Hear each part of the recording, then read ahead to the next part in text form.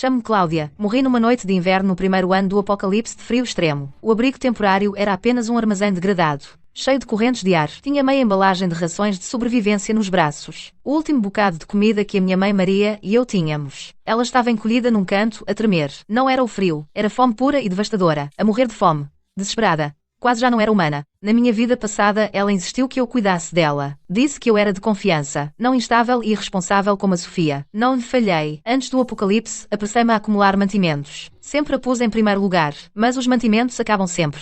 Naquela altura, a única coisa que interessava para ela eram aquelas rações. Ela tinha-se esquecido completamente de como eu tinha cuidado dela durante todos aqueles meses. Cláudia, mas que raio de mantimentos é que tu acumulaste? Não consegues dar-me nem uma refeição decente. De repente, ela atirou-se a mim. Os olhos dela estavam desvairados. Não era nada parecida com o normal. Instintivamente, escondi as rações atrás das costas. Disse-lhe que era o que restava. Se ela racionasse, dava para 2 dias. Ela não ouviu. Não parava de gritar que eu era inútil, que a ia matar. Na confusão, vi que ela estava a segurar num caco de vidro. Aquele que ela tinha encontrado mais cedo para afiar coisas. Fio cortante. Nem tive tempo de reagir, uma dor lancinante atravessou-me a garganta. Sangue quente jorrou, congelou de imediato no meu colarinho. Fiquei a olhar para ela. A minha mente ficou em branco.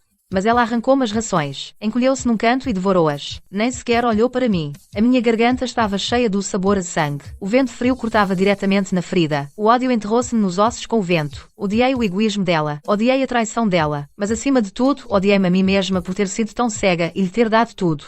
Enquanto a minha consciência se desvanecia, só tinha um pensamento. Se pudesse recomeçar, não lhe daria um único segundo. Os meus olhos abriram-se de repente. Não estou naquele armazém gelado. Estou sentada no sofá da minha sala. O ar quente atinge-me, e o meu corpo inteiro relaxa. Há uma chávena de chá acabado de fazer na mesa. Toco na minha garganta. Está lisa, sem ferida, sem cheiro a sangue. Vou viver com a Sofia. Ela tem a vivenda. Ela está bem de vida, então, aconteça o que acontecer, vou ser tratada.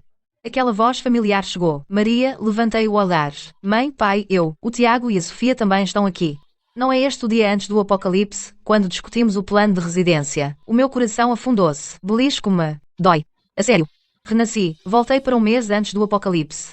Nesse momento, os olhos da Maria varrem-me. Depois, como que queimados, ela desvia o olhar rapidamente. Ela vira-se e fita a Sofia, com desespero estampado no rosto. E aquele toque de cálculo que não consegue esconder. Conheço bem esse olhar. Na minha vida passada, ela escolheu-me porque eu era estável. Agora está a fitar a Sofia. Ela sabe claramente que o apocalipse está a chegar. Está à procura de um sustento. Percebo instantaneamente. Não sou a única que voltou. A Maria também voltou com memórias da nossa vida passada. Ela tem medo de passar frio e fome comigo outra vez. Por isso, muda de alvo de propósito. Ela quer enfrentar a tempestade com a Sofia. A vê-la fingir tanto, o ódio ainda está lá. Mas estranhamente, sinto-me calma por dentro. Bom, já que ela própria escolheu a Sofia, desta vez vou deixá-la ter isso. Nunca mais serei a otária que ela apunhala pelas costas outra vez. Só preciso de proteger o meu marido Tiago, a minha filha Leonor e o meu pai, e sobreviver a isto. No momento em que a Maria disse isso, a sala ficou em silêncio por uns segundos. O meu pai, o Roberto, franziu o sobrolho e falou: "Por que é que mudaste de ideias de repente?" Eu não disse nada. Fiquei ali sentada a observar, a ver tudo com clareza. Sabia exatamente o que a Maria estava a tramar. A Sofia fingiu-se e objetou: "Mãe, devias ficar com a Cláudia. A minha vivenda é grande, claro. Mas eu e o Gonçalo estamos ocupados a maior parte do tempo. Podemos não conseguir cuidar de ti. Não, eu fico contigo." O tom da Maria foi muito firme. A casa da Cláudia é pequena. Nada de especial. Se mais tarde acontecer alguma coisa, ela não pode comparar-se a ti. Ela disse aquilo ao Roberto, obviamente, mas os olhos dela não paravam de olhar para mim, como se tivesse medo que eu a confrontasse. O meu pai tentou convencê-la, mas a Maria interrompeu. Já me decidi. Se queres ir com a Cláudia, vai. Eu vou com a Sofia. Não nos incomodamos uns aos outros a partir de agora. Isso foi duro. Ela deixou claro que estava a cortar comigo e com o pai, só para se agarrar à Sofia como rede de segurança. O Tiago estava sentado ao meu lado. Ele tocou-me baixinho no braço, os olhos dele cheios de confusão. Eu abanei a cabeça para ele, a fazer-lhe sinal para se calar. Já que a Maria escolheu a Sofia voluntariamente, não ia impedi-la. Assim, não pode culpar-me de nada mais tarde. Ao ver a Maria tão determinada, a Sofia deixou cair a máscara. Ela fez uma voz melosa. Está bem. Mãe, já que insiste em ficar comigo, vou cuidar bem de si. Aquelas palavras soaram tão dedicadas, mas eu vi o olhar que ela lançou ao Gonçalo. Os seus esquemas não se escondiam de mim. Eu sabia que ela sempre quis a casa antiga dos meus pais. Quando a Maria se ofereceu para se mudar para a casa dela, não ia deixar escapar essa oportunidade. A Maria lançou-me um olhar, como se estivesse a gabar-se, tão orgulhosa da sua escolha. Cláudia, ouve bem. A partir de agora, vou viver com a Sofia. Não precisas de te preocupar com o meu cuidado. Trata é do teu pai. Eu apenas acenei com a cabeça, toda calma. Está bem. Mas vamos ser claros. Precisamos de esclarecer os acordos de cuidado para evitar discussões mais tarde. Tive de ser explícita. Quando o apocalipse chegar, não quero que ela venha chorar e causar-me problemas. A Maria ficou toda contente com isso. Agora sim, vamos fazer como dizes. Eu fico a cargo da Sofia e o teu pai fica a teu cargo. Cada uma trata do seu. O Roberto quis dizer alguma coisa, mas eu impedi-o com um olhar. O meu pai é muito mole. Ele não percebe o quão egoísta a Maria é. Não vale a pena discutir com ela. O Gonçalo quase não disse nada o tempo todo. Ficou ali sentado ao telemóvel. Estava tão desdenhoso, era claro que não ligava nenhuma à Maria. Mas a Maria fingiu que não via. A falar sem parar sobre como a vida na vivenda ia ser ótima. Nada foi decidido naquele dia. Disseram apenas que iam primeiro vender a casa antiga e depois decidiam o resto. Antes de a Maria ir embora, lembrou à Sofia para lhe arrumar um quarto imediatamente. Estava tão ansiosa, como se não pudesse esperar para se mudar nesse mesmo dia. Eu vi as duas irem embora, mãe e filha, e disse ao Tiago: vamos. Temos muito que fazer em casa. Falta apenas um mês para o apocalipse. Não tenho tempo para perder com esta treta. Na manhã seguinte, a Maria convenceu o meu pai a pôr a casa antiga à venda na agência, a exigir pagamento total a pronto e uma venda urgente. Ela até estava de acordo com um preço ligeiramente mais baixo. O Roberto era descontraído e não conseguia dizer que não às suas insistências. Por isso, pegou na escritura e foi para a agência. Eu não fiquei parada. Fui diretamente a uma tipografia e redigi um acordo de cuidados a idosos, a pôr tudo em pratos limpos desde o início. O acordo era simples. O meu pai ficaria comigo e a Maria ficaria com a Sofia, cada um responsável pelas suas próprias despesas de cuidados. Em caso de circunstâncias extremas, como catástrofes naturais ou humanas, nenhuma das partes seria responsável pela outra. Ninguém podia contar com o outro. Fiz questão de pôr a parte das circunstâncias extremas a negrito. Esse era o meu plano de reserva para o apocalipse, para que não houvesse confusões mais tarde. Naquela tarde, a família toda se reuniu. Eu bati com o acordo em cima da mesa. A Maria pegou nele, folheou, e nem se deu ao trabalho de ler as letras pequenas. Disse à Sofia para o assinar.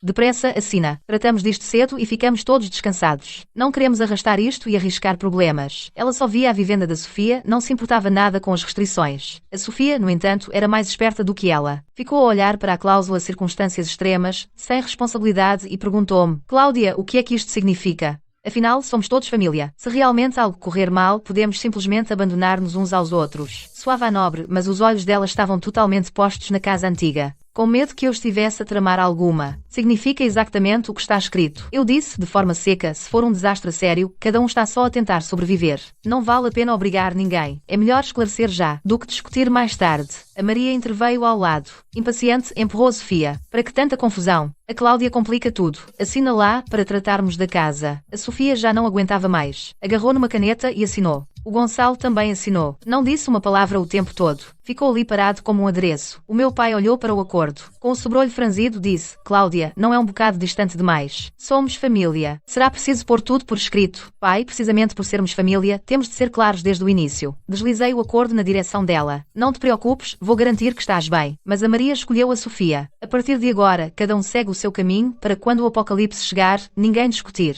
O meu pai suspirou. Acabou por assinar. Peguei na caneta e escrevi o meu nome. Senti um peso a sair dos ombros. Logo depois de assinar, o agente ligou, a dizer que alguém queria comprar a casa antiga já. O preço era 3.000 euros abaixo do esperado. A Maria concordou sem pensar duas vezes. Está bem. Está decidido. Tratamos da papelada amanhã. Mesmo depois de termos passado por um apocalipse de frio extremo juntos, não pude deixar de dizer: Mãe, guarda o dinheiro para ti. Faz estoque de comida e agasalhos. Não o gastes. Foi o meu último gesto de ternura. Não quero ver lá morrer na miséria. Mas ela revirou os olhos para mim. Não precisas de te preocupar. A Sofia sabe lidar com as coisas melhor do que tu. Não disse mais nada. Não valia a pena discutir. Ela fez a sua escolha. A papelada da casa antiga foi rápida. Em 3 dias recebemos o pagamento total de 200.000 euros. Assim que o dinheiro caiu na conta, a Maria nem hesitou. Transferiu tudo para a Sofia na hora. E ainda lhe disse: pega neste dinheiro e vai abastecer-te agora. Compra o máximo que conseguires. Não sejas agarrada ao dinheiro. O meu pai estava ali mesmo a ver. Não se conteve e disse: devias guardar um pouco para ti. Por que é que dás tudo à Sofia? A Maria fez um gesto de desdém. Somos família, porque ser tão rigorosa? Eu vivo com ela. Ela abastecer-se é abastecer-se para mim. Assim que ela disse aquilo, vi a Sofia e o Gonçalo trocarem um olhar. Percebi logo o que se passava. A Sofia nunca ia acreditar na conversa do fim do mundo da Maria.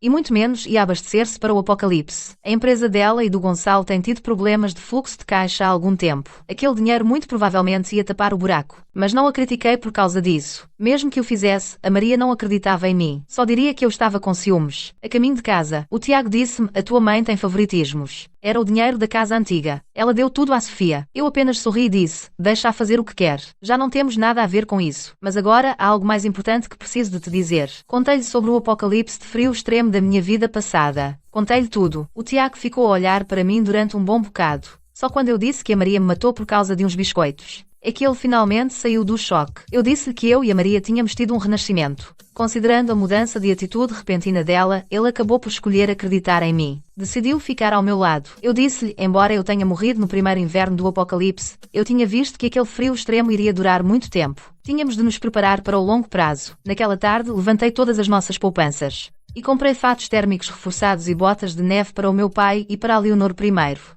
Depois, contactei um agricultor que conhecia antes e encomendei 90 kg de arroz e 45 kg de farinha, mais 23 kg de vegetais desidratados, e pedi-lhe que os entregasse amanhã. O Tiago passou pelo amigo dele na loja de ferragens e encomendou 2 geradores manuais, 10 luzes de emergência e alguns rolos de fio grosso. Dividimos o trabalho claramente e estávamos a trabalhar contra o relógio. Cada item extra dava-nos mais confiança para o apocalipse. Na noite seguinte, a Maria veio cá com a Sofia a segurar numa mala de grife. A Maria abanou a mala com orgulho. A Sofia ofereceu-me. Custou milhares de euros. Olha para ti, sempre a correr de um lado para o outro e não compras nada de jeito. Olhei para a mala e não disse nada.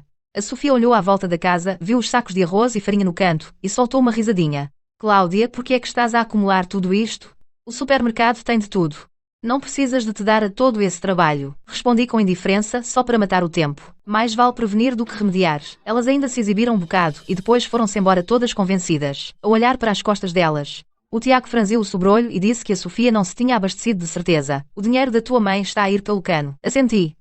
Que se lixe. Só temos de nos concentrar nas nossas coisas. Os trabalhadores vêm amanhã para colocar a película de isolamento térmico. Temos de ficar de olho neles. O apocalipse aproximava-se. Não tinha tempo para ter pena de ninguém. No dia em que os trabalhadores vieram pôr a película de isolamento, a Maria apareceu outra vez. Disse que vinha trazer umas roupas ao meu pai, mas na verdade só queria bisbilhotar. Ficou a ver os trabalhadores a aplicar película dupla nas janelas e portas, e viu a pilha de carvão na varanda. A cara dela estava cheia de desprezo. Cláudia, o que é que estás a fazer? Transformar a tua casa nisto, como se fosse um abrigo. Encostou-se ao caixilho da porta com um tom sarcástico. É só um inverno. Se tens dinheiro, o que é que pode correr mal? A Sofia e eu estamos na vivenda. Com muito aquecimento, não nos falta nada. Não precisamos de todo este trabalho. Eu estava a arrumar as rações de sobrevivência sem sequer levantar a cabeça. Não tenho nada melhor para fazer. Com a película de isolamento, a casa fica mais quente no inverno. Não lhe queria dizer muito. Quanto mais dissesse, mais problemas causaria. A Maria não desistia. Aproximou-se e remexeu nos mantimentos. Armazenar tanto cereal grosseiro, sabe muito mal. A Sofia disse que me vai trazer snacks importados e comida enlatada premium. Muito melhor que esta porcaria. Enquanto falava, deitou propositadamente abaixo a minha caixa de rações de sobrevivência. As rações espalharam-se todas pelo chão. O Tiago viu o que aconteceu e veio logo endireitar a caixa. Ficou com uma cara feia. Mãe, tem cuidado. Tivemos imensa dificuldade em encomendar isto. A Maria olhou para ele. Qual é o problema? Derramaste, compras mais. Não precisas de ser tão forreta. Parei o Tiago, fazendo-lhe sinal para não discutir com ela. Discutir com uma lunática não vale a pena. É perda de tempo e estraga o humor. Abaixei-me para apanhar as rações, disse calmamente. Se já entregaste as coisas, devias ir para a casa da Sofia. Não estejas aqui a atrapalhar os trabalhadores. Ao ver que eu não lhe dava trela, perdeu o interesse. Resmungou mais umas vezes sobre exageros, pegou nas roupas e foi-se embora. Depois de ela ir, o Tiago resmungou: a tua mãe é mesmo muito inconveniente. Ela não respeita nada as nossas coisas. Não te irrites. Pus-lhe a mão no ombro. Ela vai pagar pela arrogância dela em breve. Pessoal, por favor, certifiquem-se de que está bem vedado, especialmente as fendas das janelas. Os trabalhadores confirmaram e continuaram a trabalhar. Olhei pela janela, sabendo muito bem que isto não era exagero. Era sobre sobreviver. Naquela noite, o Tiago e eu fizemos uma lista, a escrever tudo o que ainda precisávamos. Pomada para queimaduras de frio, pastilhas de combustível, lonas e uma mochila de emergência para a Leonor. O Tiago disse que amanhã de manhã ia ao mercado grossista, tentar arranjar tudo em 2 dias. Eu mantive-me em cima da reabilitação de isolamento, sem me atrever a relaxar nada. A contagem decrescente para o apocalipse tinha começado. Cada passo tinha de ser certo. O Roberto sabia que a Maria tinha dado todo o dinheiro da casa à Sofia. Isso estava a consumi-lo. Então foi falar com a Maria. Queria que ela ficasse com metade para ela. Mas mal ele tocou no assunto, a Maria ralhou-lhe. Naquela noite, quando o meu pai chegou a casa, parecia muito em baixo. Ele disse-me que a tua mãe me chama de desinformado. Diz que a Sofia tem tudo resolvido, não te preocupes. Disse-me para cuidar da minha vida. Ela também disse que tudo o que estás a estocar não serve para nada, nada comparado com a vivenda da Sofia. O meu pai suspirou, a parecer completamente desamparado. Ele preocupava-se genuinamente com a Maria, mas ela atirou-lhe as boas intenções à cara. Pai, deixa lá isso com ela. Ela é que escolheu. Tem de aguentar as consequências. Dei ao meu pai um copo de água quente. Vamos focar-nos em nós. Enquanto nos conseguirmos desenrascar, já chega. O meu pai acenou com a cabeça. Não disse mais nada, mas os olhos dele estavam cheios de preocupação. Na tarde seguinte, a Sofia publicou no feed de redes sociais a mostrar um monte de snacks importados, chocolates finos e essas coisas. A legenda dizia, a estocar para a mãe. A Maria até me reencaminhou, a acrescentar, vês? A Sofia é mesmo atenciosa, ela sabe do que eu gosto. Olhei para aquela publicação. Era só patético e ridículo. Ela acha que estes snacks vão sobreviver ao apocalipse? Quando estão dezenas de graus negativos? Nada disso enche, e não te aquece. É deitar dinheiro ao lixo. Mas não a avisei. Da última vez que tentei, ela gritou comigo. Por isso, desta vez, calei-me. Que aprenda à sua custa. Naquela tarde, a Leonor chegou à casa da escola. Ela disse-me, mãe, a avó foi buscar-me à escola hoje e comprou-me um brinquedo. Ela disse que a tia Sofia tem montes de comida boa em casa e disse para eu ir lá muitas vezes. Passei a mão na cabeça da Leonor. Disse-lhe, não vais lá à casa da tia Sofia muitas vezes. A mãe tem mantimentos de emergência para ti. Tens de aprender a proteger-te. A Leonor acenou, sem perceber bem, e disse, sei, mamã, fico contigo e com o papá. Ao vê-la tão obediente, senti-me ainda mais determinada a preparar-me para o pior. Não posso deixá-la passar pelo que eu passei na minha vida passada. Tenho de proteger ela, o meu pai e o Tiago. Ao anoitecer, o Tiago trouxe uma caminhoneta cheia de comida enlatada e medicamentos. Havia carne enlatada, fruta enlatada, antibióticos e pomada para queimaduras de frio. Passámos a noite a organizar tudo. Colocámo-los na área de armazenamento selada na varanda. O meu pai também ajudou. Ele ainda não percebia bem o quão mau seria o frio extremo de que eu tanto falava. Mas ao ver-nos tão tensos também não se atreveu a desleixar-se. Antes de dormir, voltei a verificar a película de isolamento térmico nas janelas. Só depois de confirmar que estava tudo bem é que relaxei. Faltam pouco mais de 20 dias. O tempo está a esgotar-se. Temos de correr contra o relógio. Deixar tudo preparado, o que pudermos. Instalei a película de isolamento térmico. Depois mandei uns operários instalarem um aquecedor temporário e transformei a varanda numa arrecadação selada. Coloquei tapetes à prova de umidade, para os mantimentos não ficarem úmidos. Os operários disseram que depois destas obras, mesmo no inverno mais frio, a temperatura interior podia ficar entre os 10 e os 15 graus. Durante as obras, a Maria voltou a aparecer. Desta vez, trouxe a bagagem. Disse que a Vila da Sofia ainda não estava pronta. Queria ficar em minha casa 2 dias. Não recusei, afinal, o meu pai estava lá. Não a podia pôr na rua, mas impus-lhe 3 regras. Não mexer nos meus mantimentos. Não entrar na arrecadação sem autorização. A Maria aceitou logo. Enquanto eu e o Tiago fomos comprar combustível, ela esgueirou-se para a arrecadação. Quando voltámos, vimos-la parada à frente dos mantimentos, a gozar. Então acumulaste este lixo todo. A Sofia disse que me vai instalar piso radiante. Assim a casa fica quentinha, 100 vezes melhor que a tua. Não liguei. Fui lá fechar a porta da arrecadação e coloquei um cadeado. A Maria ficou chateada. E isso o que quer dizer? Estás a guardar-te de ladrões. Sou a tua mãe, nem posso espreitar. Respondi calmamente. Combinaste não mexer nas minhas coisas. Cumpre o combinado. Naquela noite, a Maria queixou-se ao meu pai. A Vila da Sofia é grande, mas as paredes são finas. Faz um bocadinho de frio à noite. O meu pai sugeriu, talvez, a Sofia pudesse pôr aquela película de isolamento térmico, ou comprar um aquecedor. Por que esperar até sentir frio e sofrer? Mas a Maria ignorou. Está bem. A Sofia disse que vai pôr aquecimento de piso dentro de dias. É só temporário. Além disso, a vivenda tem ar-condicionado. Se realmente ficar frio, é só ligá-lo.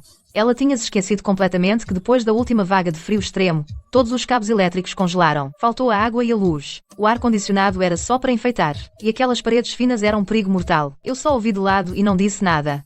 Se ela não quer saber, porque é que é de me meter? O Tiago olhou para mim, a dar a entender que eu devia dizer alguma coisa. Eu abanei a cabeça. Não ia adiantar de qualquer maneira. Ela ia só pensar que eu tinha inveja. No dia a seguir, a Sofia ligou a dizer à Maria para ir para lá imediatamente, a dizer que o quarto estava pronto. A Maria ficou radiante. Começou logo a fazer as malas entusiasmada, como se não pudesse esperar para sair. E antes de ir, fez questão de me provocar. A tua casa pode ser reforçada, mas não se compara à minha vivenda com piso aquecido. Quando vier o frio, vou viver com conforto. Tu podes continuar encolhida com as tuas tralhas. O meu pai acompanhou à porta, ainda a relembrá-la, faz com que a Sofia arranje um aquecedor a sério. Tu não aguentas o frio.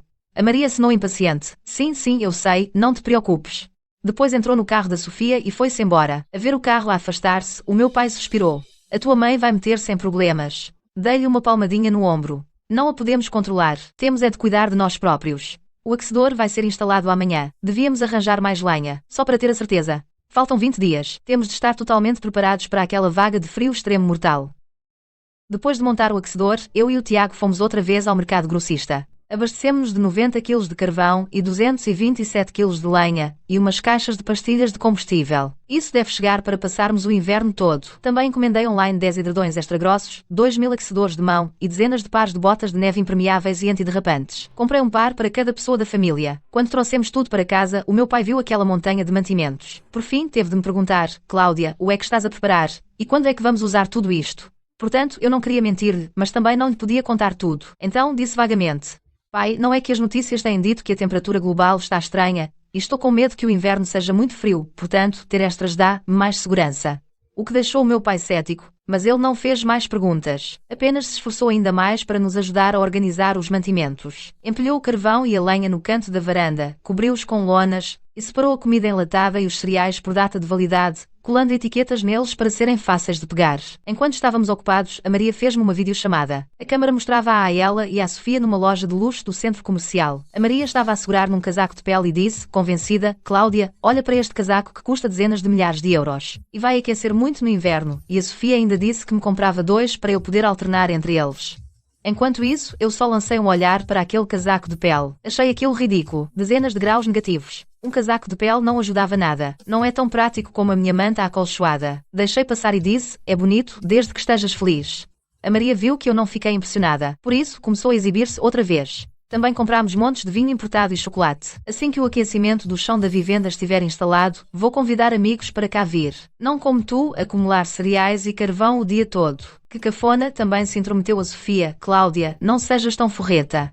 Aproveita a vida. Não precisas de viver assim. Não discuti com elas. Só disse que estava ocupada. E desliguei. O Tiago soltou uma risada fria. É só nisso que elas se podem gabar. Quando o apocalipse chegar, esses luxos não valerão nem uma ração de sobrevivência. Assenti. Sabia muito bem. Este contraste entre conforto e dificuldade é a diferença entre a vida e a morte no apocalipse. Cada quilo de cereal que armazenamos, cada pedaço de carvão, é uma réstia de esperança para sobreviver. Mas todos esses luxos que a Maria e a Sofia acumularam vão tornar-se no seu peso morto. Naquela noite, voltei a verificar os mantimentos que encomendei online. Chegaram os sacos de cama para o frio e a pomada para queimaduras de frio. Dividiu-se em 3 kits de emergência. E coloquei-os num local visível na sala de estar, para podermos agarrá-los a qualquer momento. A Leonor segurou no seu saco-cama pequeno e disse feliz: Mãe, este saco-cama é tão quentinho.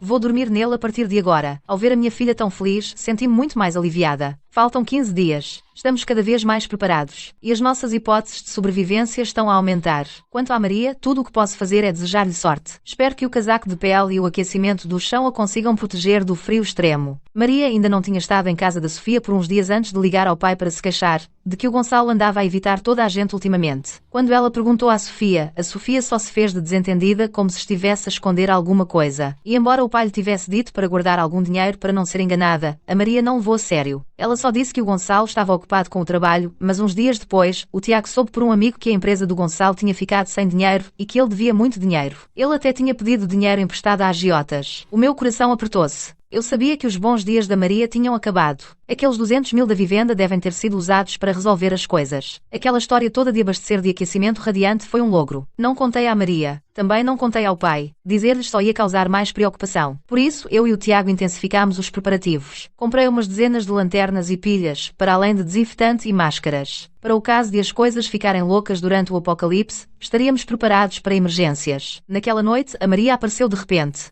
Os olhos dela estavam vermelhos, como se tivesse estado a chorar. Sentou-se no sofá sem dizer uma palavra durante muito tempo. O pai perguntou-lhe o que se passava. Depois, ela disse com dificuldade que o Gonçalo devia dinheiro a agiotas e que a Sofia usou todos os 200 mil para pagar as dívidas dele. Portanto, nada de aquecimento radiante. O pai suspirou, dizendo: Eu disse-te que devias ter guardado algum dinheiro para ti em vez de o dar tudo à Sofia. Não ouviste? Agora olha para ti. O dinheiro acabou, então o que é que vais fazer agora? Perguntou ele. E a Maria baixou os olhos e sussurrou que ainda tinha uma poupança secreta que já tinha dado à Sofia, dizendo-lhe para arranjar outra solução. Ao ouvi-la, não senti nada. Ela fez as suas próprias escolhas. Mesmo que se estatelar no chão, ela tem que lidar com isso sozinha. Disse calmamente: Mãe, o acordo já está assinado. Estás a viver com a Sofia, por isso não podemos fazer nada.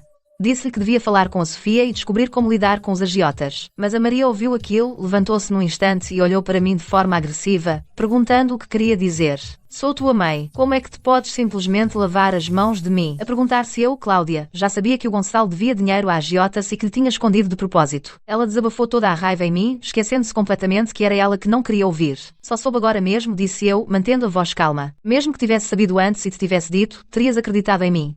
Disse-lhe que ela ia pensar que eu tinha inveja ou que lhe queria mal, deixando a Maria completamente sem palavras. Após uma longa pausa, ela saiu a correr a chorar. O pai queria ir atrás dela, mas eu impedi-o.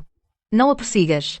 Deixa-a pensar nas coisas. Mal estamos a manter-nos à tona como estamos. Disse que não tínhamos tempo para lidar com os problemas dela, especialmente com apenas 10 dias restantes. O apocalipse está a aproximar-se. A coisa dos agiotas é só o começo. A Maria vai ter coisas muito mais duras pela frente. Faltam apenas 10 dias para o apocalipse. Comecei a ensinar algumas competências de emergência a Leonor. Depois da escola, todos os dias, reservava uma hora para lhe ensinar a usar uma lanterna. Como operar um aquecedor improvisado e cuidados básicos com feridas, como fazer pensos, como aplicar pomada para queimaduras de frio. A Leonor é nova, mas é muito madura. Ela leva a sério. Ela até desenhou um fluxograma de emergência. Colou-o ao lado da secretária. Ela olha para ele todos os dias. Uma vez, fingi desmaiar. A Leonor correu e verificou-me o nariz. Depois, pegou no kit de primeiros socorros e até tentou ligar ao Tiago. Fez-me sentir orgulho e desgosto ao mesmo tempo. O Tiago também não esteve parado.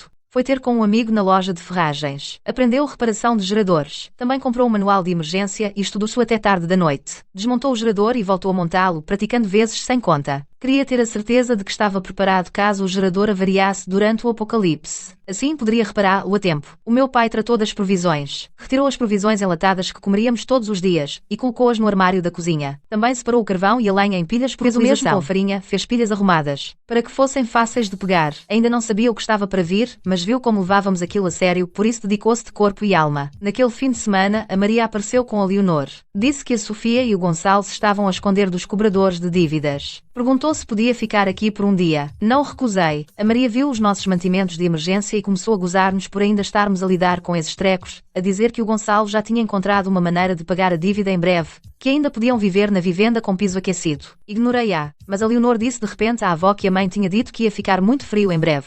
E que precisávamos de acumular comida e carvão e aprender a usar um aquecedor, senão as pessoas morriam congeladas, o que fez com que a Maria ficasse imediatamente de cara fechada. Disse a Leonor para não dar ouvidos aos meus disparates porque não era assim tão mau, e que quando os problemas da tia Sofia estivessem resolvidos, a levaria a comer qualquer coisa boa, a dizer-lhe para não ser como eu e estar sempre preocupada com nada. Mas a Leonor fez beicinho e sussurrou que eu não estava a inventar e que as habilidades que lhe ensinava eram todas úteis, e quando a Maria quis dizer mais, cortei-lhe a palavra. Disse à mãe que se não tinha nada que fazer, se sentasse e não incomodasse os estudos da miúda. Então a Maria lançou-me um olhar feio e não disse mais uma palavra. Sentou-se no sofá a jogar no telemóvel, a ignorar-nos completamente. Ao fim da tarde, a Sofia veio buscar a Maria e começaram a discutir outra vez à porta. Parece que não conseguiram resolver o problema do agiota. A Maria estava em lágrimas, e a Sofia estava irritada. Por fim, mandou-a resolver o assunto sozinha e foi-se embora de carro. A Maria não teve hipótese e só pôde queixar-se outra vez ao meu pai. O meu pai tentou convencê-la a voltar para casa, mas ela recusou. Disse que preferia morrer naquela vivenda. Ao ver a figura patética da Maria a afastar-se, não senti nada. Faltam-nos 7 dias e depois chega o fim. O seu orgulho e teimosia vão acabar por a empurrar para o abismo. Quanto a nós, só precisamos de nos preocupar com o que é nosso, proteger quem está ao nosso lado e sobreviver a este desastre em segurança. No dia a seguir a Maria ter ido para a vivenda da Sofia, telefonou e queixou-se ao meu pai. Disse que os serviços da vivenda estavam cortados. Estava a tremer de frio. Perguntou à Sofia porquê. A Sofia limitou-se a dizer que a associação de moradores estava a dificultar-lhe a vida e que em breve estaria resolvido. O meu pai disse-lhe para pagar as taxas da associação de moradores, mas a Maria não o fez. Disse porque é que ia de pagar.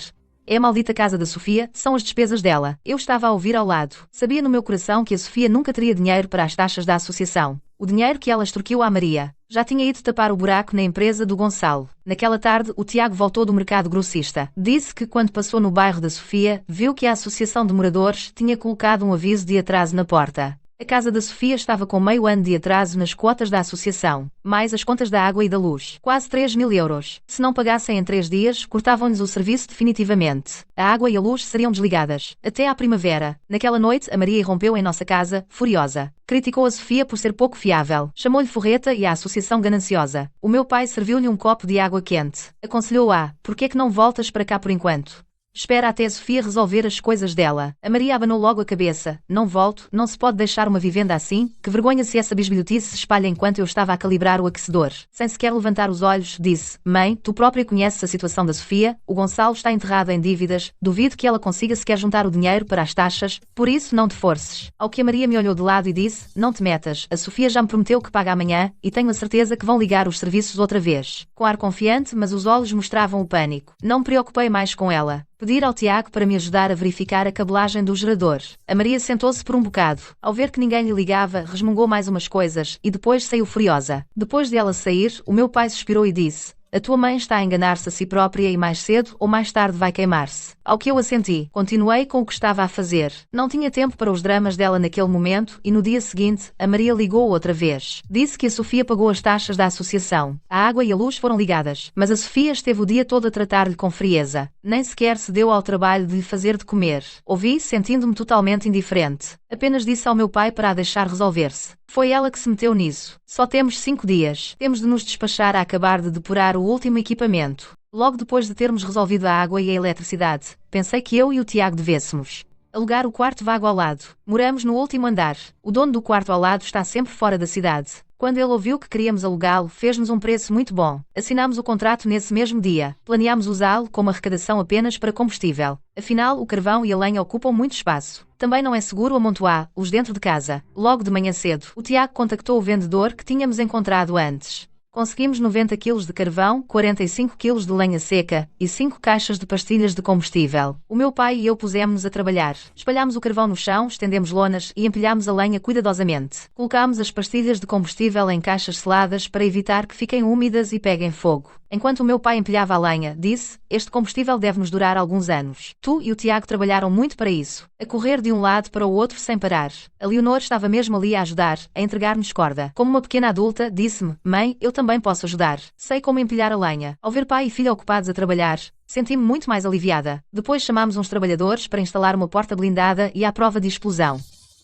Logo no corredor do último andar, para que nenhum estranho consiga passar. Enquanto estávamos ocupados, a Maria fez uma videochamada. No ecrã, ela estava sentada no sofá da vivenda. O tom dela era zombeteiro. Cláudia, ouvi dizer que alugaste aquele quartinho ao lado para acumular carvão. A sério?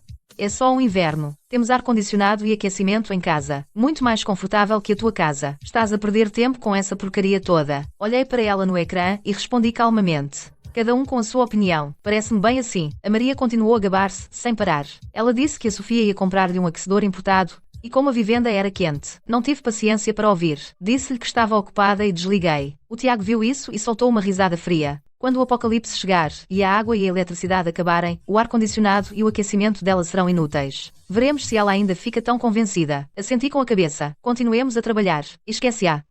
Precisamos de nos despachar. Amanhã vamos comprar alguns barris de gasóleo para o gerador, para o caso de ser preciso. Se o carvão acabar, teremos uma alternativa. Trabalhámos até ao anoitecer nesse dia. O quarto ao lado estava cheio até ao limite. Verifiquei o aquecedor novamente para garantir que acendia corretamente. Também testei o gerador de manivela. Produziu energia suficiente para a casa. Faltavam apenas 4 dias. Com o combustível pronto, senti-me um pouco mais segura. Quanto à gozação da Maria, não me importei nada. O que importa é continuar vivo.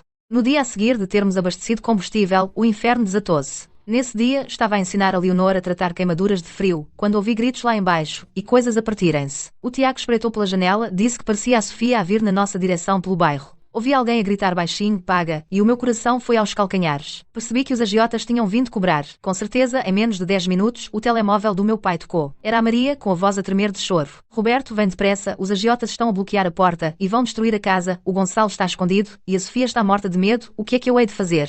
Chorou ela, e o meu pai quis ir já para lá, mas eu parei-o, dizendo: Pai, não vás porque esses cobradores são capangas, ir não vai adiantar, e só vai trazer problemas para nós. Isto é entre a Sofia e o Gonçalo, e eles precisam de resolver isto sozinhos. Além disso, só temos 3 dias, e não podemos dar chance às neiras. O que fez o meu pai hesitar por um bom bocado, mas no fim ligou de volta à Maria. Disse-lhe para chamar a polícia já. Depois de desligar, o meu pai estava inquieto, a suspirar sem parar. O Tiago tentou acalmá-lo, dizendo: Pai, a Cláudia tem razão, não os podemos ajudar, e o mais importante agora é focarmos em nós, portanto não vamos arranjar mais problemas. E pouco depois, a Maria apareceu em nossa casa. Estava com o cabelo desgrenhado e o rosto manchado de lágrimas. Mal entrou, agarrou-me na mão, a soluçar. Cláudia, por favor, ajuda-me, dá-me algum dinheiro, só para os fazer ir embora. Não vou mais viver com a Sofia, e vou morar contigo, mas eu retirei a mão.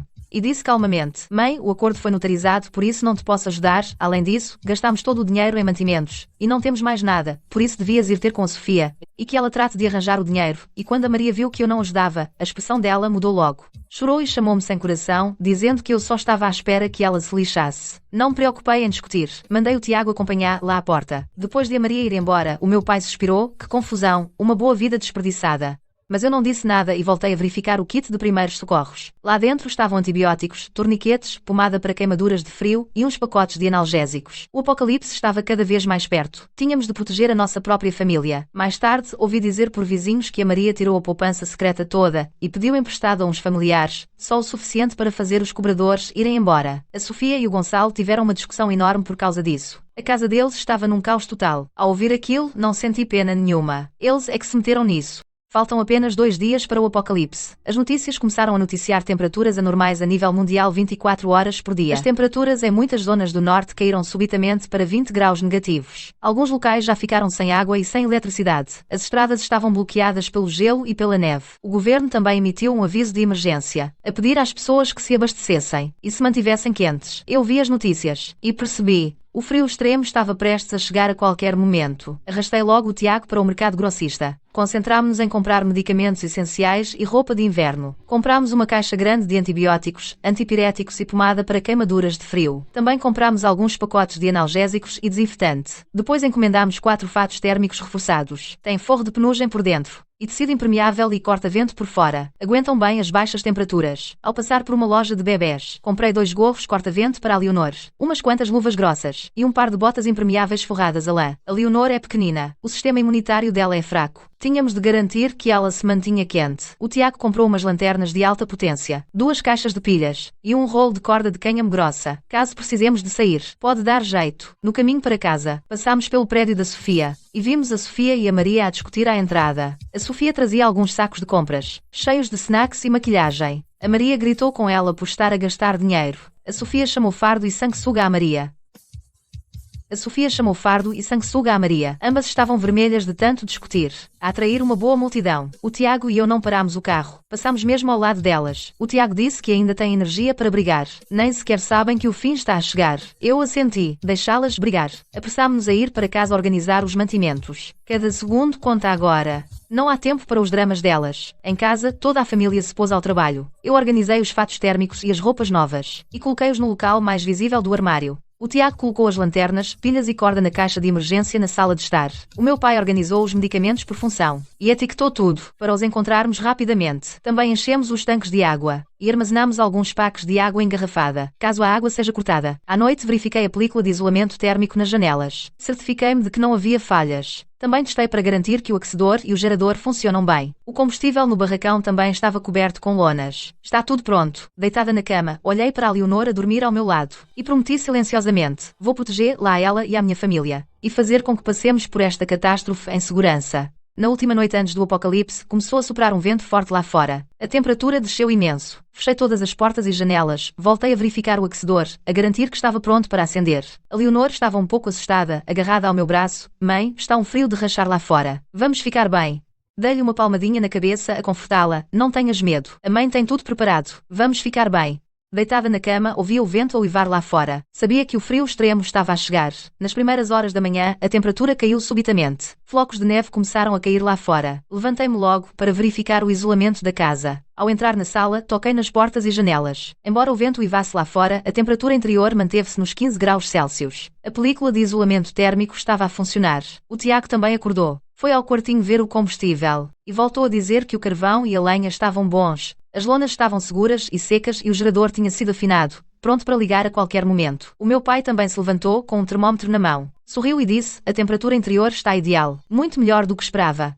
A nossa casa segura estava oficialmente completa. Colocámos 3 camadas de película térmica nas portas e janelas e isolámos as paredes. A varanda foi convertida numa arrecadação selada, repleta de provisões enlatadas e material de emergência. O quarto ao lado é para armazenar combustível, suficiente para durar alguns anos. Temos um aquecedor, um gerador e luzes de emergência. Também estocámos medicamentos e roupas quentes. Acordei a Leonor. Vesti-lhe um fato térmico pesado. Expliquei-lhe os procedimentos de emergência. Ensinei-a a ligar as luzes de emergência. Também lhe ensinei a usar o aquecedor improvisado. e disse-lhe onde se esconder se houver perigo. A Leonor estava um pouco assustada, mas prestou muita atenção. Até escreveu tudo o que eu disse no caderno dela. Fizemos até um treino de sobrevivência rápido. Simulámos um apagão total. O Tiago ligou o gerador, eu acendi o aquecedor, e o meu pai foi buscar o pequeno almoço à arrecadação. Correu tudo bem. Em menos de 10 minutos, o quarto estava quente e as luzes de emergência ligadas. Ao ver tudo isto, senti-me completamente tranquila. Ao meio-dia, aquecemos umas latas de comida e arroz. Foi uma refeição agradável e sossegada. Enquanto comia, a Leonor disse: Mãe, a nossa casa é tão quentinha. É muito mais confortável que a casa da tia Sofia.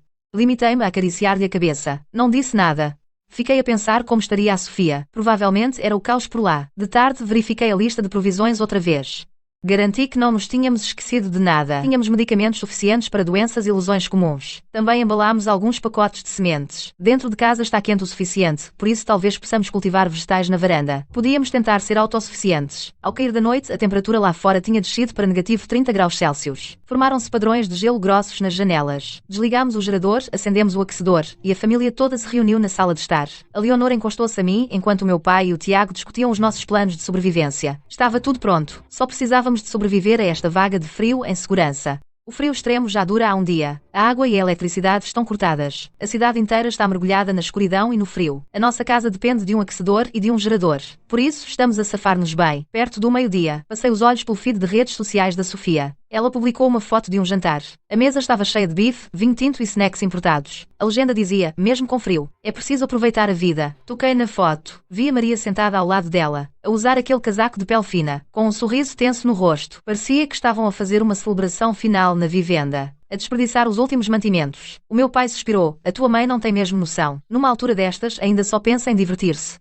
Não disse nada. Fechei o feed de redes sociais e voltei a organizar os mantimentos. Se querem desperdiçar coisas, deixem-nos. É a última vez que se divertem. De tarde, a tempestade lá fora piorou ainda mais. O vento gelado batia nas janelas, a uivar fortemente. Desligamos as luzes de emergência de que não precisávamos. Para poupar energia, só mantivemos a luz da sala acesa. A Leonor estava a desenhar por perto. Estava a desenhar-nos. A família toda a comer numa casa quente. A sorrir de orelha a orelha. Ao anoitecer, ouvi pelo telefone do meu pai vozes que pareciam da Maria e da Sofia. Fui lá a ver. O pai estava em videochamada com a Maria. No ecrã, a Sofia e a Maria discutiam à entrada da vivenda. O Gonçalo também estava lá. Parecia mesmo chateado. Parecia que estavam a ficar sem mantimentos. Os três começaram a discutir. Pouco depois, o Gonçalo virou-se e foi-se embora, provavelmente para procurar mantimentos lá fora. A Sofia também voltou para dentro da vivenda, furiosa. Deixou a Maria sozinha lá fora. A Maria ficou ao vento e à neve, a tremer de frio, mas não se atrevia a entrar. Só conseguia agachar-se à porta, a limpar as lágrimas. Agarrei no telefone do meu pai e desliguei. Não queria ver aquilo. À noite, a temperatura desceu mais alguns graus. Dentro de casa, o aquecedor mantinha a temperatura. Tínhamos algumas rações de sobrevivência e comida enlatada. Depois preparámos-nos para descansar. Antes de dormir, verifiquei as portas, as janelas e o aquecedor outra vez. Assegurei-me de que estava tudo bem. O Tiago disse: amanhã saio e vou dar uma volta, ver se há algum mantimento que possamos usar e explorar a situação. Eu assenti. Disse-lhe para ter cuidado. Deitei-me na cama. Ouvia o vento e a neve lá fora. E sons fracos de choro e discussão ao longe. O apocalipse tinha chegado mesmo. A ordem estava a desmoronar-se. E o lado feio da natureza humana começava a aparecer. Passava das 3 da manhã, uma rajada de vento gelado acordou-me. A temperatura lá dentro tinha descido significativamente. Corri a verificar o aquecedor. O fogo estava a apagar-se. Acho que a lenha que pus ontem à noite ardeu toda. O Tiago também acordou. Foi ao barracão e trouxe alguns troncos. Conseguiu reavivar o fogo. Verifiquei o termómetro. A temperatura interior tinha descido para 8 graus Celsius. Lá fora deviam estar negativo 40 graus Celsius. Havia mais uma camada de gelo nas janelas. Não se via nada lá fora. A Leonor também acordou com o frio. Estava a chorar, a dizer que tinha frio. Puxei-a para os meus braços. Enrolei-a no edredão extra grosso. Depois do amanhecer, o vento e a neve aliviaram um pouco. Mas ainda estava gelado. O Tiago vestiu o seu fato térmico. Ia explorar os arredores e procurar mantimentos que pudéssemos usar. Entreguei-lhe uma faca de fruta para se proteger. Disse-lhe para voltar depressa. Mantém-te quente, está bem. Depois de o Tiago sair, o meu pai e eu verificámos os mantimentos. Separámos a comida e o combustível de que precisaríamos para o dia. O meu pai disse que com este frio não seria fácil viajar lá fora. Preocupou-se se o Tiago conseguiria voltar em segurança. Tranquilizei-o. O Tiago é sensato. Ele vai manter-se em segurança. Mesmo enquanto dizia isso, ainda estava um pouco preocupada. Cerca de 2 horas depois, O Tiago voltou. O corpo dele estava coberto de neve. O rosto e as mãos estavam vermelhos de frio. Ele tirou o fato térmico, esfregou as mãos e disse que lá fora era um caos total. Muita gente não se tinha abastecido. Alguns estavam a saquear supermercados e lojas. Outros estavam a lutar por comida. As estradas estavam todas cobertas de gelo e neve. Não havia maneira de conduzir. Deitei ao Tiago um copo de água quente para o ajudar a aquecer-se. Depois o Tiago disse: quando passei pela vivenda da Sofia, a porta estava escancarada. Estava tudo numa bagunça lá dentro. Não estava lá ninguém. Ouvi dizer a uns sobreviventes ali perto que o Gonçalo saiu ontem à procura de mantimentos e nunca mais voltou. Ninguém sabe para onde foram a Sofia e a Maria. Acenei com a cabeça. Não fiquei surpreendida. Com temperaturas de 40 graus negativos, sem roupa adequada nem mantimentos, sair é uma sentença de morte. De tarde, ouvimos gritos de socorro lá fora e o som de coisas a serem partidas. O Tiago subiu e espreitou pela janela. Disse que os sobreviventes estavam a saquear mantimentos do prédio ao lado. Já tinham arrombado várias portas. O meu coração apertou-se. Disse ao Tiago para trancar todas as portas e janelas e empilhei alguns sacos de comida à frente da porta para a reforçar. Depois de anoitecer, os gritos de socorro e as discussões lá fora foram diminuindo. Só restava o som do vento e da neve. Acendemos o aquecedor e a família toda se sentou à volta dele. Não nos atrevíamos a dormir muito profundamente. Ficámos de vigília de turno. A crueldade do apocalipse é inimaginável. Temos de estar sempre vigilantes se quisermos sobreviver. Ao terceiro dia da vaga de frio extremo, ainda tínhamos muitos mantimentos. Racionávamos-los todos os dias, usávamos-los com moderação, mais do que suficientes para nos durarem. Naquela manhã, estava a preparar o pequeno almoço quando ouvi uma batida fraca na porta blindada do corredor, juntamente com os gritos da Maria. Cláudia, Cláudia, abre, sou a mãe. Mas o Tiago e eu trocámos um olhar e nenhum de nós se mexeu. O Tiago disse para não abrir a porta que ela devia estar sem mantimentos e vir pedir-nos. Então assenti com a cabeça e continuei a fazer o que estava a fazer. As batidas tornaram-se mais insistentes e os gritos da Maria, mais altos. A voz dela partia sem lágrimas. Cláudia, eu sei que errei, por favor, abre a porta. Estou gelada e esfomeada. O que fez o meu pai, o Roberto, sentir uma ponta de pena. Ele tentou convencer-me, Cláudia. Talvez devêssemos deixá-la entrar. Afinal é a tua mãe e não podemos deixá-la morrer à nossa porta. Mas eu olhei para o meu pai e disse firmemente: pai, não podemos abrir a porta, porque no momento em que a abrirmos, ela vai entrincheirar-se e recusar-se a sair, e com outros sobreviventes por aí, se eles descobrirem, toda a nossa família estará em perigo. Enquanto a Maria bateu naquela porta durante muito tempo. Quando ninguém respondeu, sentou-se à porta e chorou. Entre soluços, amaldiçoou a Sofia. Aquela ingrata da Sofia escondeu o último pão e comeu todo sozinha, e depois pôs-me na rua. Fui tão tola por a ter seguido. Enquanto ela vinha a chorar e a implorar perdão. Enquanto chorava que estava errada e que devia ter-me ouvido. Por favor, abre a porta. Ao ouvir os seus choros e súplicas, não senti nada cá dentro. Embora a imagem dela a apunhalar-me na minha vida passada ainda esteja gravada na minha memória. E não há maneira de a perdoar. A Leonor estava um pouco assustada. Escondeu-se nos meus braços e disse: mãe, a avó parece tão triste. Enquanto a Leonor implorava para a deixarmos entrar, ao que lhe acariciei a cabeça e disse: Leonor, não é que a mamãe não tenha coração, mas a avó escolheu o seu próprio caminho e tem de enfrentar as consequências, e passado cerca de 1 hora, o choro à porta parou. O Tiago subiu à janela e espreitou. Disse que ela tinha ido embora. Parecia que tinha ido encontrar-se com a Sofia. Acenei com a cabeça. Voltei a preparar o pequeno almoço. Pouco depois, do telemóvel do pai voltou a ouvir-se o som de discussão a Maria e a Sofia aos gritos uma com a outra, mais acalorado do que antes. Primeiro imploraram ao pai para as deixar entrar, depois começaram a insultar-se mutuamente. Ouvíamos a Sofia a gritar com a Maria: é tudo culpa tua. Eu disse-te para fazer estoque de mantimentos, mas tu tinhas que comprar todos aqueles artigos de luxo inúteis. Agora não há nada para comer. E ainda tens a lata de vir ter comigo, enquanto a Maria também chorava e praguejava. Eu dei-te todo o dinheiro da casa antiga, mas tu guardaste a comida só para ti. És uma ingrata, e a discussão continuou por muito tempo. Por fim, o telemóvel do pai ficou sem bateria. O meu pai suspirou. Queria suplicar-me, mas antes que eu pudesse dizer alguma coisa, o Tiago já lhe tinha contado como a Maria me matou na minha vida passada. Ele contou tudo. O meu pai ouviu, estupefacto. A princípio, não acreditou. Mas ao ver como eu me tinha abastecido tão precisamente e sobrevivido ao frio rigoroso, simplesmente encerrou o assunto com um suspiro. O Tiago saiu para fazer reconhecimento uma segunda vez. Voltou com notícias sobre o Gonçalo. Não o encontrou. Provavelmente já foi. Disse que na entrada de um supermercado abandonado nos arredores, viu um casaco igual ao do Gonçalo, congelado, preso à parede de gelo. Dentro estava meia caixa de bolachas vazia. Parece que não aguentou o frio enquanto procurava. Morreu congelado. Não estou surpreendida. Menos 10 graus Celsius. Sem fatos térmicos grossos. E sem comida suficiente no estômago. Sair era jogar com a vida. O Tiago também disse que a vivenda da Sofia está num caos total. As janelas e portas não estão vedadas. O vento frio está a entrar diretamente. A temperatura lá dentro deve estar por volta de negativo 10 graus Celsius. A Maria tem as mãos queimadas pelo frio. Encolhida no canto do sofá, a tremer. Mas a Sofia está a fazer loucuras. Escondeu os últimos 2 sacos de pão debaixo da almofada. Não partilha com ninguém. Passei por lá e ouvi-as a discutir. O Tiago bebeu um gole de água quente para se aquecer. A Maria implorou à Sofia que partilhasse um pouco de pão. A Sofia chamou-lhe peso morto. E disse que se a Maria não tivesse gasto o dinheiro da casa, o Gonçalo não teria saído para procurar e morrido. O meu pai não conseguiu evitar suspirar quando ouviu. Como é que a Sofia pode dizer uma coisa dessas? Afinal, é a própria mãe. Não respondi. No meu coração, sabia que no apocalipse a coisa mais barata são os laços familiares. A Sofia está completamente destruída agora. O Gonçalo morreu. Os mantimentos estão a acabar. O único pensamento dela é sobreviver. Naturalmente, descarrega toda a raiva na Maria. A Leonor estava um pouco assustada. Puxou-me pela manga e perguntou: Mãe, a avó vai ficar bem? Dei-lhe uma palmadinha na cabeça. O caminho que ela escolheu tem de o suportar sozinha. Vamos fechar as portas e janelas. Não te preocupes com o que está lá fora. Levantei-me para o turno da noite. Olhei pela janela outra vez. Estava escuro como breu lá fora. Nem um lampejo de luz. Acho que algumas pessoas estão completamente encurraladas. Na manhã seguinte, bem cedo, eu e o Tiago estávamos a separar os mantimentos quando ouvi uma batida fraca à porta, misturada com os gritos da Maria. A voz dela estava tão rouca que mal a reconheci. Cláudia, Cláudia, abre, é a tua mãe. O meu coração apertou-se. Fiz sinal ao Tiago para ir ver. Ele levantou um canto da cortina, virou-se e disse: É a tua mãe. Está gelada, mal respira. Tem o rosto e as mãos cobertos de queimaduras de frio e a roupa está em farrapos. O pai também foi espreitar e ficou desanimado. Como é que ela acabou assim? Ele fez menção de abrir a porta, mas eu impedi-o. Pai, não. A minha voz foi firme. Ela está assim agora, se entrar, nunca mais sai. Além disso, não é seguro lá fora. E se outros sobreviventes a seguiram? Toda a nossa família estaria em perigo. O pai hesitou. Mas ela continua a ser a tua mãe. Não a podemos deixar morrer à nossa porta. A Maria devia ter-nos ouvido a discutir e começou a chorar e a arrepender-se. Cláudia, eu sei que errei. Na vida passada, fui cega. Não te devia ter apunhalado. Nesta vida, fui cega outra vez ao escolher a Sofia. Não serei mais vaidosa. Por favor, deixa-me entrar. Farei tudo por ti, serei tua escrava. O meu coração saltou uma batida. As feridas da vida passada pareciam doer outra vez. Mas acalmei-me rapidamente. Mesmo que se arrependesse, não podia arriscar a segurança da minha família. Mandei o Tiago passar-lhe um fato térmico velho e 2 embalagens de rações de sobrevivência pela porta. Através da porta disse: pega nestas, encontra um sítio para te esconderes. Não é que eu não tenha coração. O acordo está notariado. Neste apocalipse, mal nos conseguimos sustentar. Não te podemos acolher.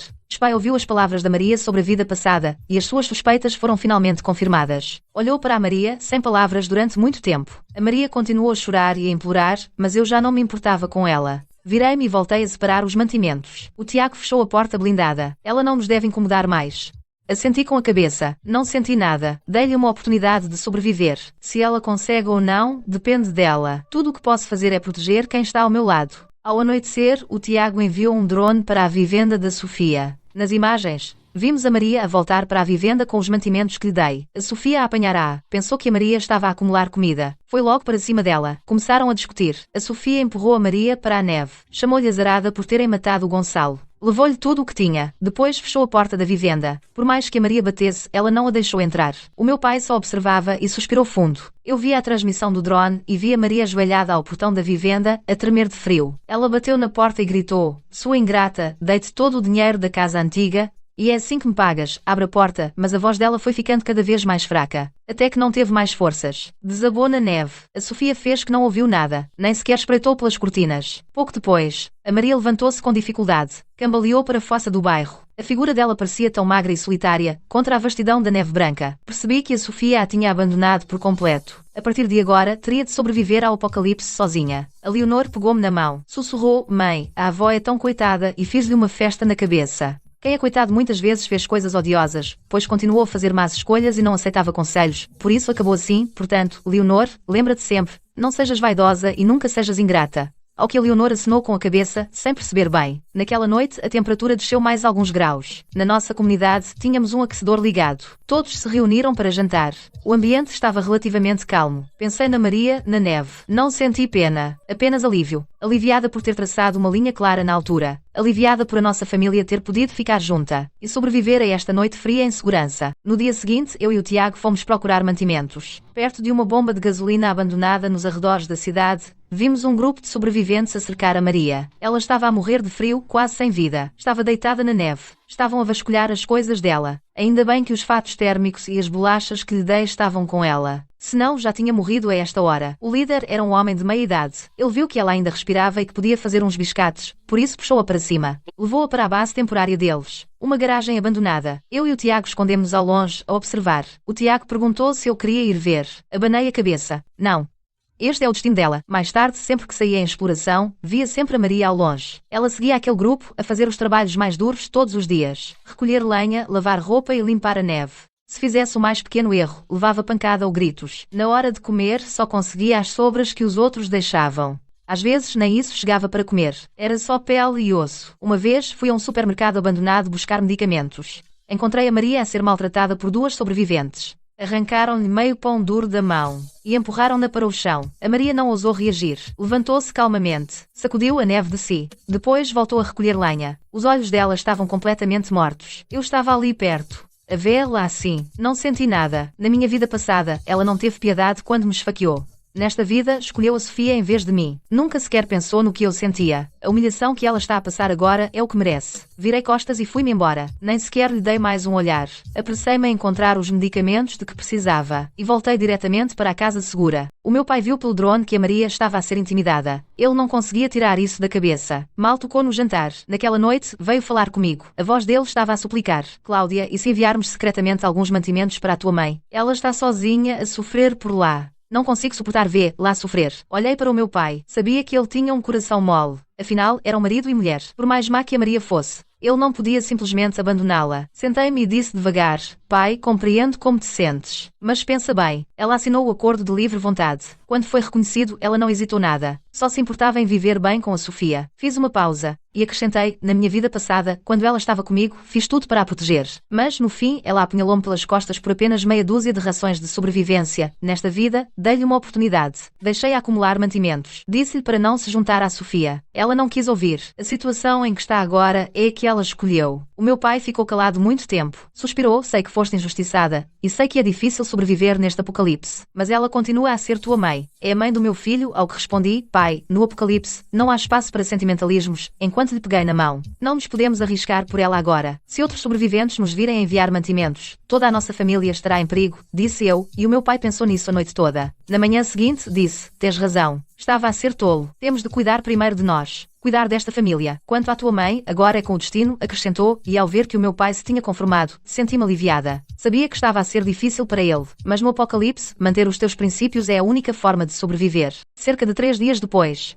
a Maria apareceu novamente à porta da nossa casa segura. Desta vez, não estava a implorar como antes. Tinha aquela energia desesperada de tudo ou nada. A batida dela era alta e frenética.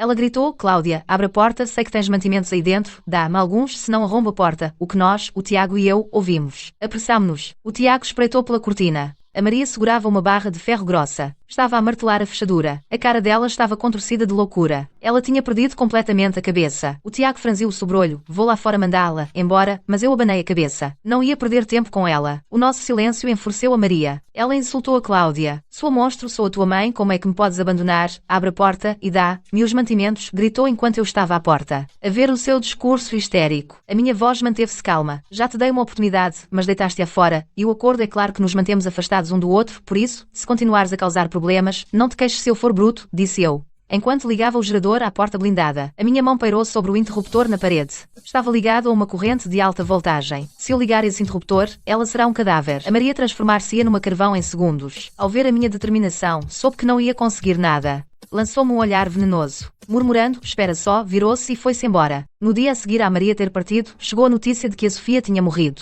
O Tiago encontrou o corpo dela quando foi procurar comida numa mercearia abandonada no centro, mesmo à entrada. O corpo dela tinha vários ferimentos. Ainda segurava meio pão. Parece que foi morta por outros sobreviventes a lutar por esse pão. O pai ficou atordoado por um bom bocado. No fim, não conseguiu conter as lágrimas. Eu não senti grande coisa. A Sofia passou a vida atrás da vaidade, a ser egoísta. Gastou o dinheiro da venda da casa da Maria. E no fim, morreu por meio pão. Pode-se dizer que foi o karma. Foi ela que procurou. O Tiago disse que ela teve uma morte horrível. Havia mais alguns cadáveres perto. Devem ter-se virado uns contra os outros a lutar pelos mantimentos. O corpo do Gonçalo foi encontrado não muito longe. Tinha estado enterrado na neve. Só agora, com a neve a derreter, é que apareceu. Eu apenas acenei com a cabeça. O Gonçalo e a Sofia, aquele casal, não sobreviveram ao apocalipse. Afinal, o egoísmo deles custou-lhes a vida. Mais tarde, vimos a Maria através do drone. Ela já sabia da morte da Sofia. Não chorou, nem fez cena. Os olhos dela estavam apenas vazios. Parecia ainda mais entorpecida. Um vizinho disse-me que, depois de a Maria saber da notícia, esteve sentada na neve, atordoada, a tarde inteira. Depois voltou silenciosamente para a garagem abandonada. Não diz uma palavra desde então. Eu sabia que a Sofia era a última âncora dela.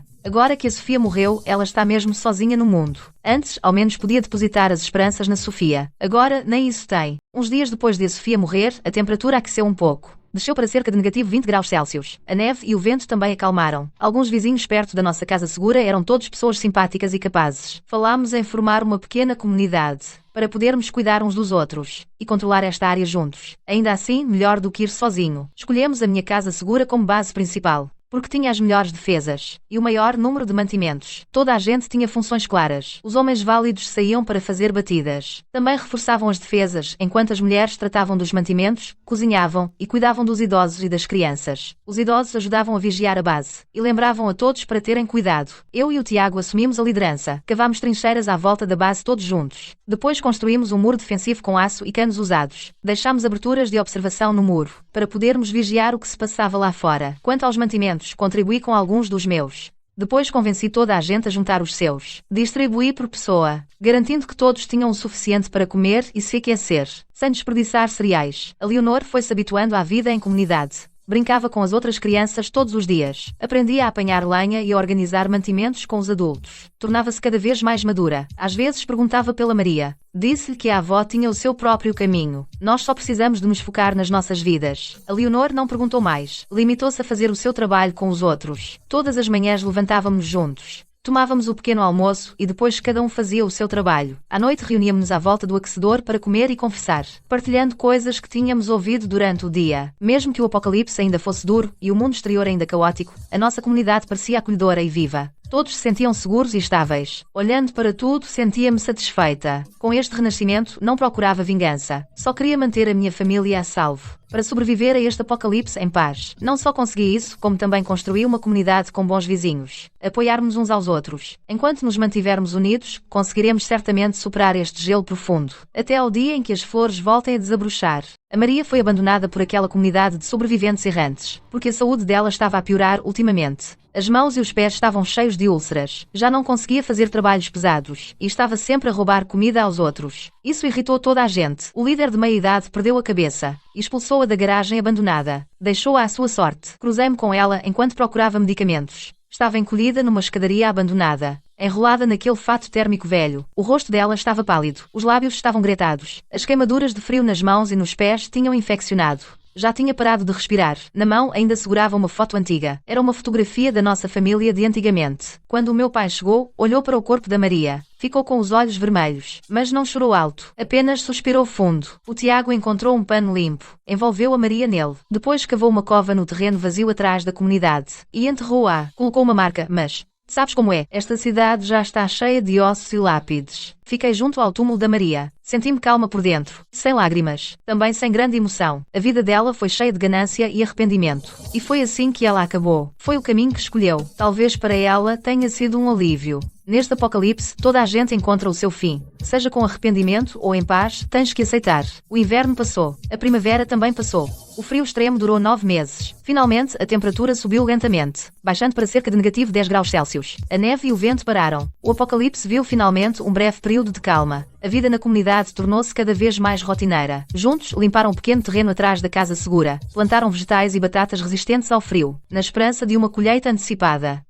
Depois, a neve e o gelo derreteram. A terra voltou lentamente à vida. Novos rebentos cresceram através dos vegetais da horta. As batatas na estufa também estavam a deitar folhas. Verde era tudo o que se via. Enchia-nos o coração de esperança. A transmissão de emergência do governo também trouxe boas notícias. A água e a eletricidade da cidade estavam gradualmente a voltar. Os mantimentos estavam a tornar-se mais abundantes. A ordem estava lentamente a regressar ao normal. Todos na comunidade estavam radiantes. Trabalhámos todos juntos para limpar a neve e os detritos e esfregámos a nossa nova casa até ficar impecável. Plantámos até algumas árvores jovens na praça, na esperança de que crescessem grandes e fortes, para trazer mais vida de volta à nossa casa. A Leonor e as crianças da comunidade estavam a brincar na relva. As gargalhadas deles ecoavam por toda a comunidade. O Tiago e eu liderámos um grupo da comunidade até ao centro da cidade para ir buscar mantimentos. As ruas estão muito mais animadas agora. Muitas lojas reabriram. Os mantimentos ainda não são abundantes, mas já está muito melhor do que no início. Comprámos sementes, ferramentas agrícolas e alguns artigos de primeira necessidade, a pensar em cultivar melhor a horta e tornar-nos autossuficientes. No caminho de volta, o sol brilhava sobre nós, quente e reconfortante. Segurei a mão da Leonor, com o Tiago e o meu pai a caminhar ao nosso lado. Ao olhar para os novos rebentos e para os outros sobreviventes, senti uma onda de emoção. Uma segunda oportunidade de vida. Libertei-me das correntes da minha vida passada, protegi aqueles que amo e encontrei um grupo de companheiros com os mesmos ideais. Naquela noite, todos se reuniram na praça, a comer vegetais que nós próprios cultivamos, a falar sobre planos para o futuro. Uns disseram que queriam reconstruir as suas casas. Outros queriam ficar na comunidade. Outros ainda disseram que queriam juntar-se ao exército para ajudar a restabelecer a ordem na cidade. Olhei à minha volta para todos e soube que a nossa nova vida tinha realmente começado. As noites frias vão passar. A primavera chega sempre. Apertei as mãos da minha família. A contemplar o sol quente ao longe, o meu coração estava cheio de esperança e força. Não importa que dificuldades nos esperam, desde que trabalhemos juntos e caminhemos em direção à luz, certamente daremos as boas-vindas a um amanhã mais brilhante.